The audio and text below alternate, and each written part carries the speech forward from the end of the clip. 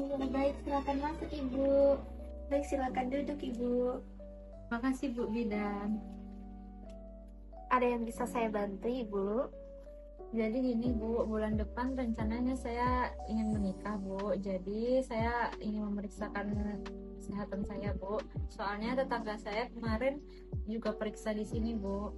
Oh iya Mbak, baik ya, sebelumnya perkenalkan nama saya Bidan dulu, saya bertugas di TPMB ini, jadi bisa dipanggil Bidan dulu aja ya Mbak. Jadi di sini sebelumnya saya akan isi form dulu ya Mbak ya untuk mencocokkan datanya. Nanti kalau misalnya saya ada bertanya boleh disebutkan ya Mbak ya.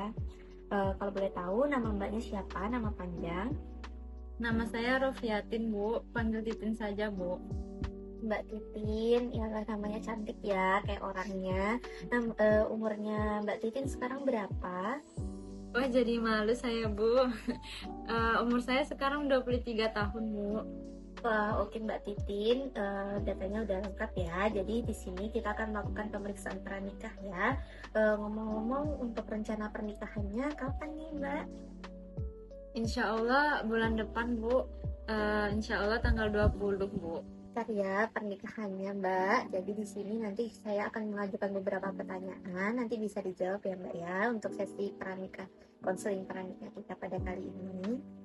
Amin Bidan, baik. Dan apa Mbak Titin ingat hari pertama, hari terakhirnya? Saya ingat Bu, tanggal 4 bulan ini Bu. Oh iya Mbak Titin, ingat ya Mbak, berarti sering dibuat tanggalan ya. Baik Mbak, kalau misalnya selama haid itu, apakah Mbak ada keluhan kayak nyeri atau misalnya lemas atau gimana? Sejauh ini kalau haid lancar sih Bu, alhamdulillah. Tapi kadang keluhannya itu sakit perut Bu. Jadi apakah itu normal Bu? Oh iya deh, berarti kalau misalnya haid itu sering mengalami dysmenorrhea ya. Kalau misalnya bahasa medisnya itu biasa disebut dysmenorrhea atau nyeri haid. Jadi nyerinya mungkin pada perut bagian bawah, di pinggang ya, biasanya sakit banget, pinggang, perut. Kadang juga kayak nyeri, kayak perutnya tekan-tekan gitu ya. Itu jadi gejalanya itu ada gejala normal bagi pada remaja putri ataupun seseorang wanita yang akan memasuki masa haid. Tapi kan di sini perlu ditekankan dek, apakah nyeri haidnya itu masih bisa misalnya ditolerir, terus juga kalau misalnya dibuat berjalan atau gimana agak berkurang, atau masih terlalu sakit itu atau gimana dek? Nyerinya biasanya normal sih Bu Bidan, tapi biasanya saya jalan, kemudian ada olahraga juga. Kemudian biasanya saya pakai bantal penghangat gitu Bu. Kemudian hilang sih Bu nyerinya Bu. Wah, bener banget itu Mbak, yang Mbak lakuin bener banget. Jadi bisa untuk mengurangi rasa nyeri atau dysmenorrhea tadi, bisa dengan olahraga ringan, kayak jalan santai, terus bisa yoga, pilates, mandi air hangat, ya kompres air hangat, gitu. Itu sangat bisa meredakan sih Mbak. Jadi, apakah ada keluhan lain Mbak? Saya akhir-akhir ini agak lemas gitu Bu, kunang-kunang juga Bu rasanya Bu. Baik Mbak Titin, di sini nanti kita akan melakukan pemeriksaan fisik dulu ya Mbak ya. Nanti kita ada pengukuran tinggi badan, berat badan, nanti pengukuran gula, terus tanda-tanda vital juga ya Mbak ya. Nanti kita juga bisa untuk melakukan pemeriksaan penunjang. Mari ya Mbak, saya antarkan. Akan duduk kembali Mbak. Baik Bidan. Baik Mbak Titin, jadi di sini kita kan sudah selesai ya melakukan pemeriksaan. Jadi untuk berat badan Mbak Titin 55 kg, aman ya, sesuai IMT. Tekanan darah normal 120/80, juga lila 23,5 cm, berarti nggak kek ya Mbak Titin. Lalu untuk TTV normal semua, jadi untuk Mbak Titin ini sebenarnya semua normal. Tapi karena keluhan Mbak Titin tadi kan kayak pusing, berkunang-kunang gitu ya Mbak ya.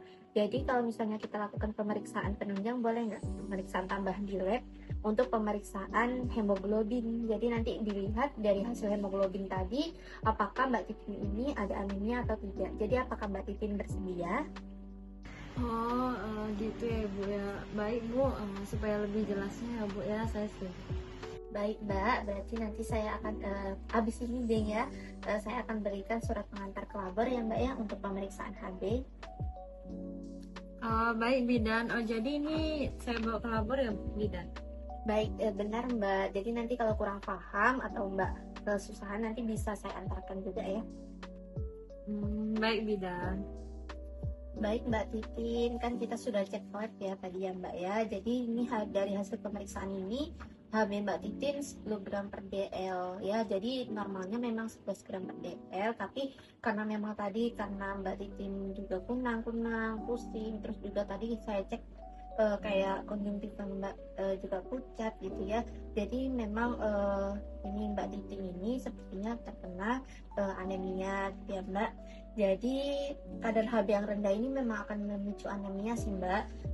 Kondisi tersebut akan lazim diikuti gejala. Nah gejalanya itu ya seperti yang Mbak Titin rasain tadi, kayak lemas, pusing, kunang-kunang gitu ya Mbak ya.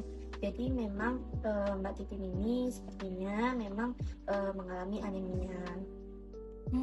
Gitu ya Bu ya. Jadi gimana ya Bu ya? Apakah diobati atau bagaimana ya Bu? Iya Mbak Titin, jadi kita akan menaikkan HB Mbak Titin ya. Jadi banyak caranya, diantaranya yaitu tentu mengkonsumsi makanan yang kaya dari zat besi seperti ada telur, seafood, terus juga daging merah gitu ya. Terus ada kacang-kacangan. Selain dari makanan misalnya Mbak Titin jarang juga bisa dengan mengkonsumsi suplemen zat besi dan juga vitamin B12. Juga bisa ditambah dengan asam folat. Jadi anemia itu juga disebabkan karena kekurangan vitamin B12 sama asam folat tadi. Jadi karena zat besi ini untuk pembentukan atau produksi sel darah merah, maka yaitu mengkonsumsi makanan-makanan tadi juga bisa dikombo dengan suplemennya Mbak. Jadi itu ya Mbak. Kadang biasanya sih juga bisa buah-buahan seperti jambu. Nah biasanya banyak orang yang ingin menaikkan sel darah merah dengan menggunakan jus jambu biji gitu Mbak. Tergantung Mbak Titin mau pakai cara yang mana gitu. Jadi begitu sih kiat-kiatnya Mbak Titin untuk menaikkan sel darah merah. Wah, iya deh Bu Bidan. Ya sih, selama ini saya untuk makanannya tuh kurang sehat Bu. Iya Mbak Titin, memang jadi dari sekarang ya Mbak dirubah untuk lifestyle-nya, apalagi untuk khusus makanan.